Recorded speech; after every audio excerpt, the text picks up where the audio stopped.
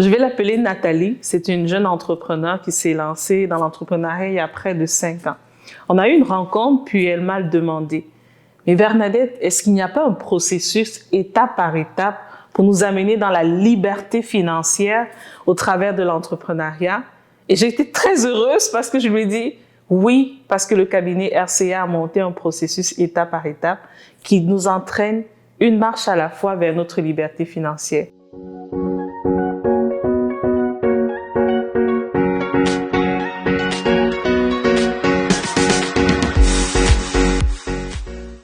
Je m'appelle Bernadette Tan, je suis directrice dans l'entreprise RCA Groupe Conseil et stratège d'affaires. Aujourd'hui, je nous partage les 7 clés essentielles qu'un entrepreneur doit suivre étape par étape pour pouvoir atteindre sa liberté financière.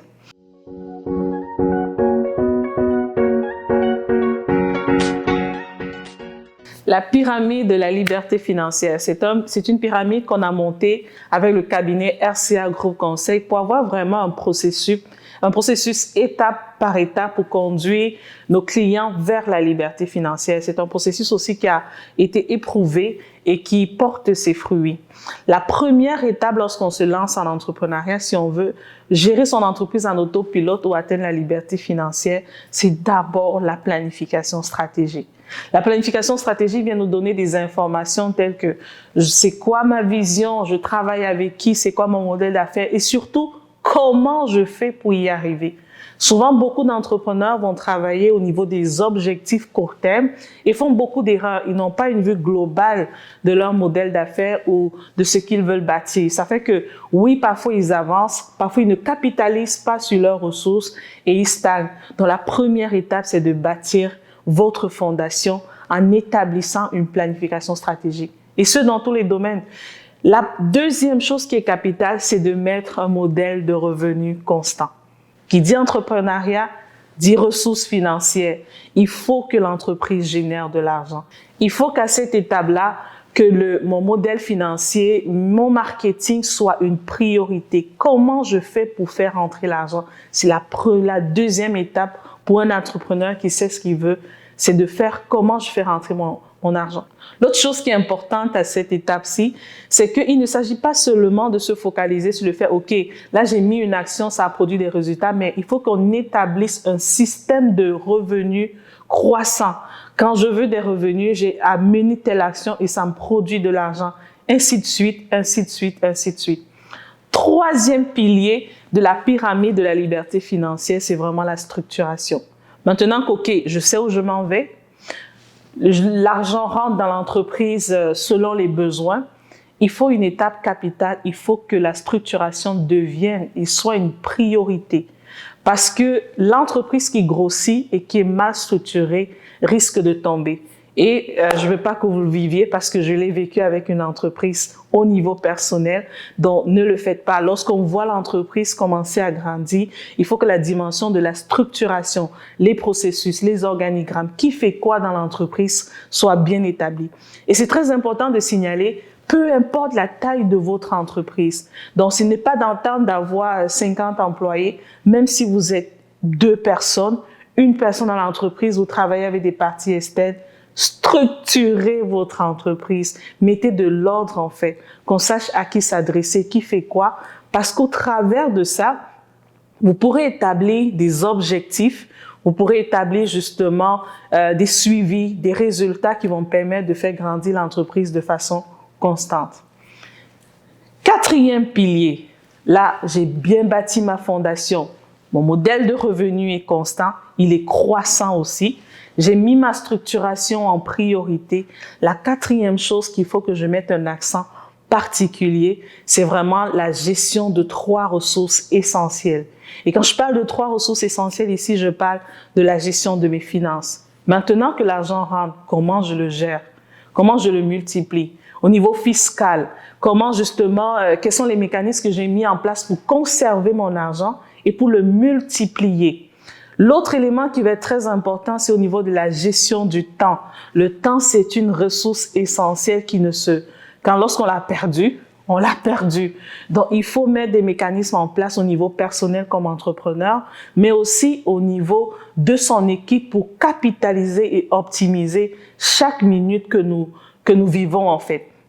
Et souvent, l'idée, en fait, dans les entrepreneurs que nous accompagnons, c'est vraiment que il faut qu'un entrepreneur pense tout le temps avec la mentalité que 20% de ses actions produisent 80% de ses résultats.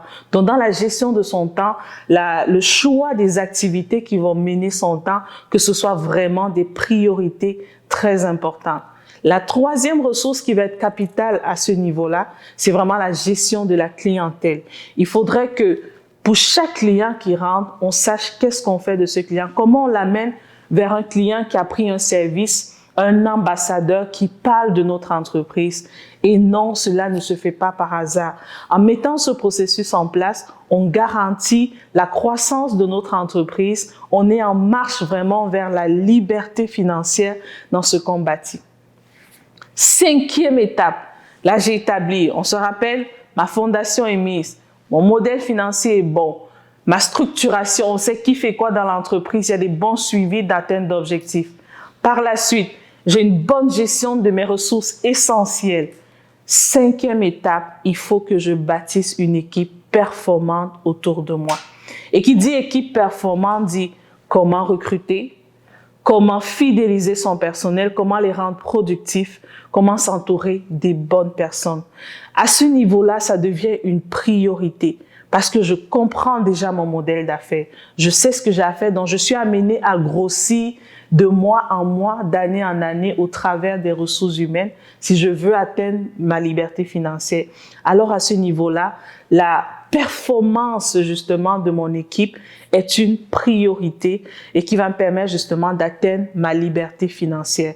Parce que rappelons-nous, l'objectif est de faire rouler l'entreprise en autopilote et que ça génère suffisamment d'argent pour nous permettre de faire d'autres choses ou de travailler dans notre entreprise seulement si on le désire. Sixième étape, et cette étape est vraiment très axée sur le chef d'entreprise, sur l'entrepreneur que nous sommes, c'est vraiment le leadership transformationnel. Un entrepreneur qui veut faire gérer son entreprise en autopilote, atteindre la liberté financière, doit absolument mettre le leadership transformationnel en priorité. Ce leadership-là qui va permettre d'équiper son équipe afin qu'il puisse prendre des décisions de façon autonome, grandir de façon autonome. En fait, l'objectif est très simple, les rendre autonomes dans la prise de décision, dans la croissance de l'entreprise pour que l'entreprise continue à avancer. Très souvent, à cette étape-là, quand on a mis tous les piliers en place, l'entreprise roule. Quand on a dépassé l'équipe la dimension de l'équipe performante, il y a vraiment déjà un roulement et le leadership va seulement permettre de multiplier, de propulser notre entreprise. Et enfin, la dernière étape, qui est vraiment l'étape où on peut dire enfin, à la septième étape, on a atteint la liberté financière. Notre entreprise aujourd'hui roule en autopilote. Si nous sommes là ou nous ne sommes pas là durant une période déterminée, elle continue à fonctionner. Alors oui, je redis encore à Nathalie, elle était extrêmement contente de pouvoir avoir une étape, un processus étape par étape. Il est important de noter que dans la pyramide qui a été énoncée, toutes les étapes peuvent se travailler en continu. Cependant, dans la dimension de la priorisation, il faut tout le temps évaluer dans quelle étape je suis en termes de priorisation. Est-ce que je suis à l'étape de la structuration en termes de priorisation ou au niveau du marketing ou au niveau de l'équipe? Donc, c'est toujours une dimension de la priorisation, mais toutes les étapes se travaillent quand même de façon continue.